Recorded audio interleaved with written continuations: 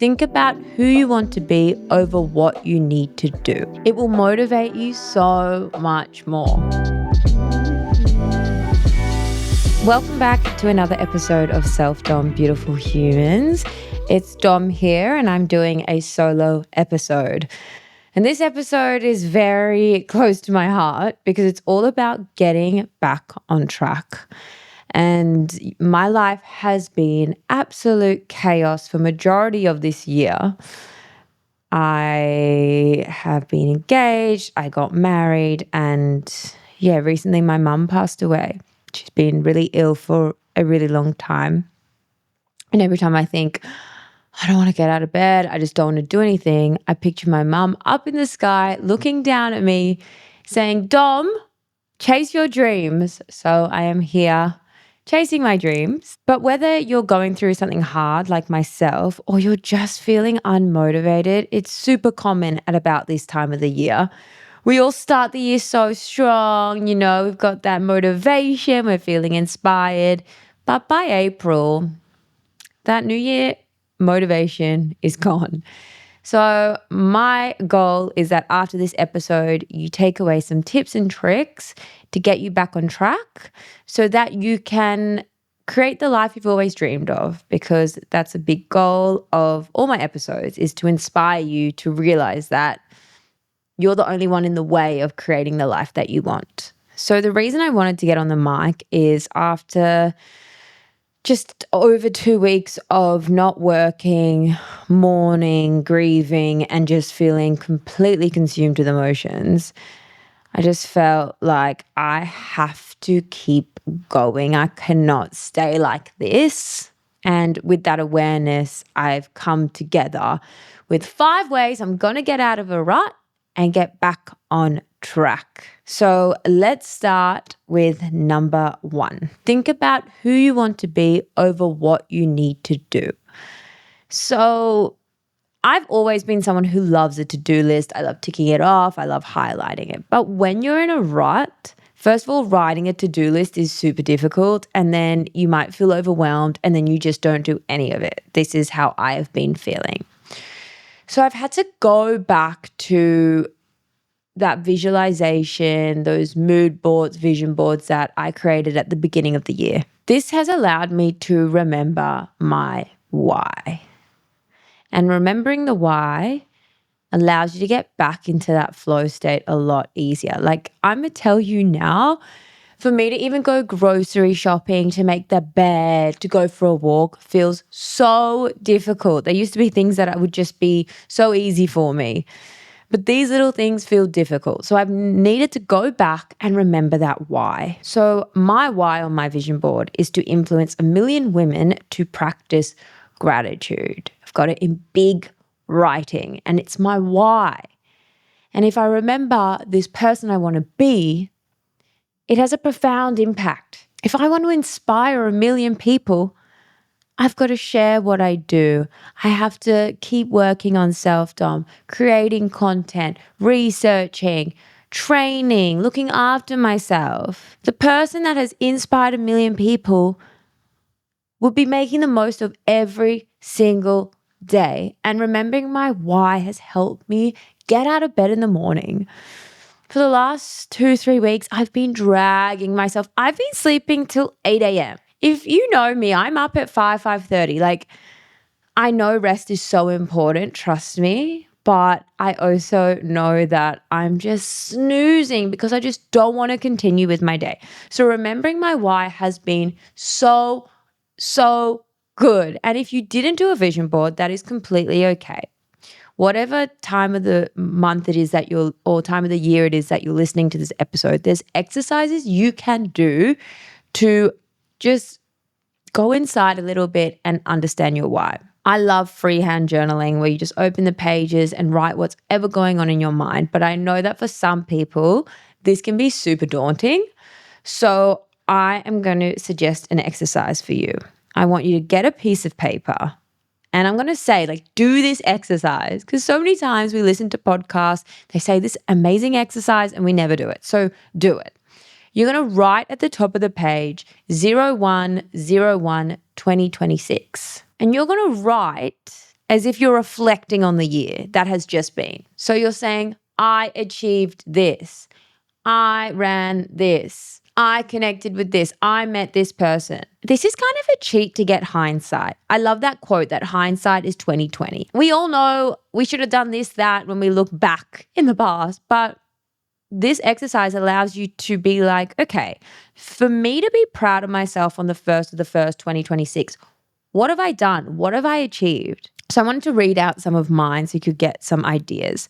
I wrote, I have launched a couples journal. I have hosted an event interstate. I have wholesaled my journals into a leading retailer. I got through the entire year alcohol-free and I ran a half marathon. This is in my letter to myself. This is what I want to write to myself. So my action today is going to impact the truth of these. So try this exercise. What is it for you? Write 3 to 5 things. Write 10.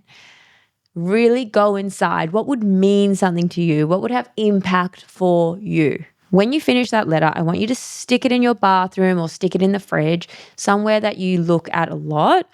And let it be that constant reminder. Let it be that accountability partner. And it's again that why. Who do you want to be over what do you need to do?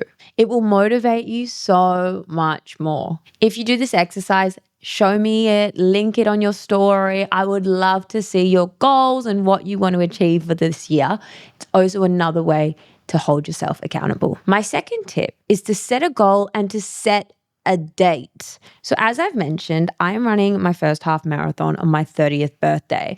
This has been so amazing at getting me out of bed because I have a date that I am running. So I need to be getting those steps, clocking those hours. I have never been a runner before. The idea of running 5 kilometers was truly a nightmare. But I have a goal and I have a date and it's holding me so accountable. I have found it so much more motivating than being like, I'm going to go to Pilates 3 times a week. Having a goal and a date. So I know running's not for everyone. So you might set the goal of getting your Pilates certification or your yoga teaching hours. Or another one that I've done is I studied through IIN, which is the Institute of Integrative Nutrition, and they have short and long courses. But again, it holds you accountable, courses, a run, because you have to get it done by a certain time. So I really encourage you, if you're feeling in a rut, set a goal, set a time. And I also believe when there's a financial exchange, so you've paid to do a marathon, you've paid to do a course, you're more likely to do it because there's an exchange. If anyone else is running a half marathon, let me know because I need all the inspiration I can get. It is tough. I just ran my first 10Ks and it was so hard. And I was like, how am I meant to run this times 2 and more? But we trust the process and I'm going to do it. My third way to get out of a rut is to connect with people who inspire you. So when I was really in the thickness of the emotions, I didn't want to be with anyone. I wanted to be alone. And now I'm wanting to get out of this space. I need to be with people, which is actually beautiful. I always talk about that Harvard study. It's the 80-year-old study, longest study in history about happiness and longevity.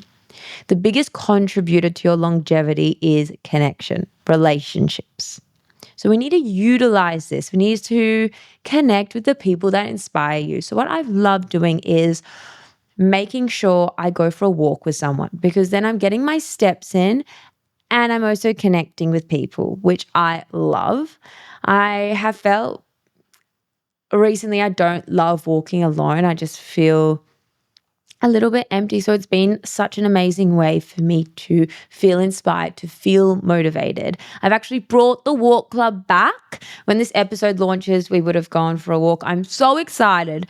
Truly the community, like the Selfdom community, has helped me so much. I see your smiley faces whenever I'm walking and I get your messages and it means so much to me. So make sure you're part of the broadcast channel. It's on my Dominica Lisa page. I always let that group know about about events, walks, and everything else before everyone else. So it's like our little group chat. So join that broadcast channel if you want to come on the next walk club. The reason I really love the walk club is if you're someone listening to this saying, oh, when I walk with friends, I actually don't feel inspired. My cup doesn't feel full.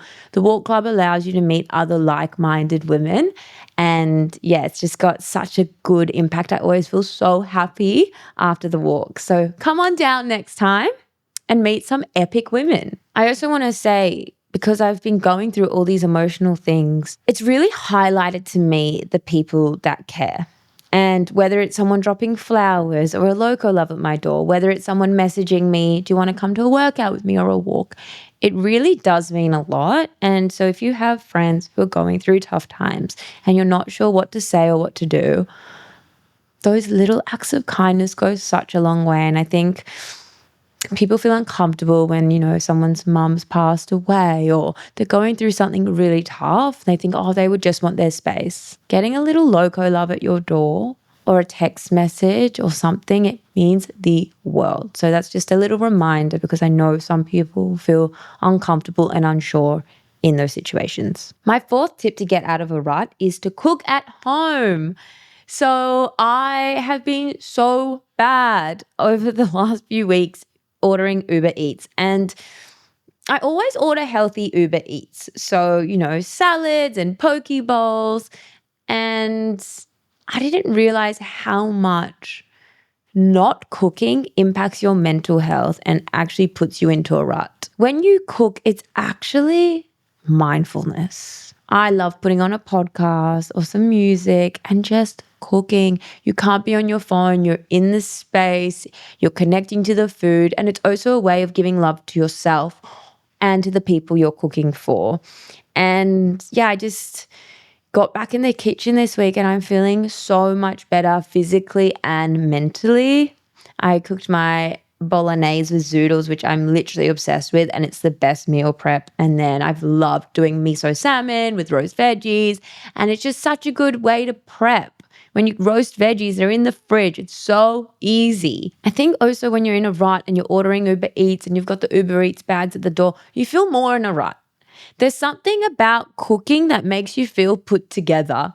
So I really encourage you to cook. Whether the dish takes you 5 minutes or it takes you an hour, cooking is a way to show respect to yourself.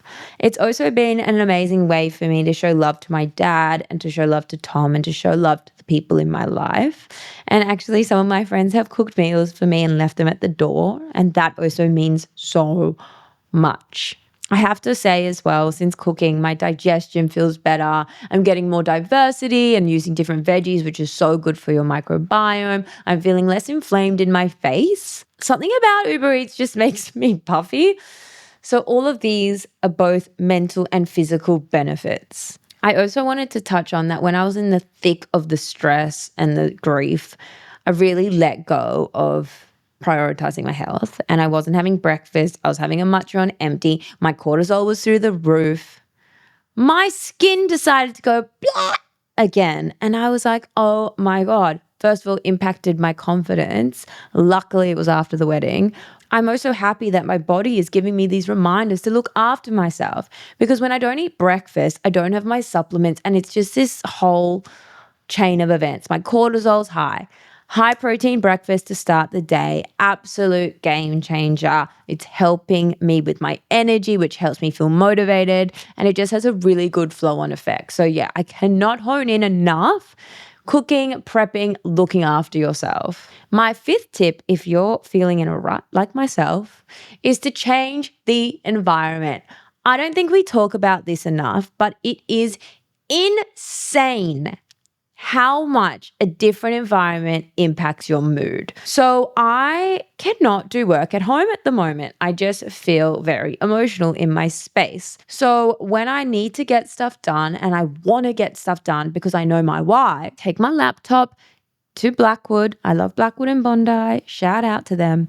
I sit there, I get food, I get a matcha, and I just get it done. And I feel inspired and creative. You see other people in there with their laptop. You feel part of a community instead of isolating yourself in your house. So if you're feeling in a rut, make the use of the cafes. They're pretty nice, everyone I've been to. They let you sit there for 2 hours and do work. Another way changing the environment has helped me is with my running. So as I said, I'm doing this half marathon and I have not felt inspired to run Bondi. This week, I got in my car, drove to Centennial and ran around there. And it was just a new environment. It changes your entire mood. And if you're able to go away on the weekend and try a different beach, go to a different farmer's market, it actually will motivate you and inspire you. And I think it has truly, with both movement and your work, mix it up, guys. It is life changing. So these are my 5 ways to get out of a rut and to become your greatest self. We all get off track sometimes. Don't be hard on yourself. Sit in the emotions. But when it gets to about 2-3 weeks and you have just kind of let yourself go, it's time to remember that why and do these 5 steps to become your best self. I hope you all love this episode. If you did, share it. Also, a reminder to subscribe. It means the world to me. This is my passion.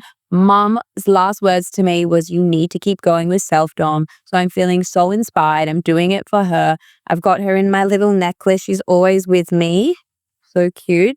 And I just want to make her so proud. So yeah, sharing it, liking it, all those things means the absolute world. Thank you guys so much for listening.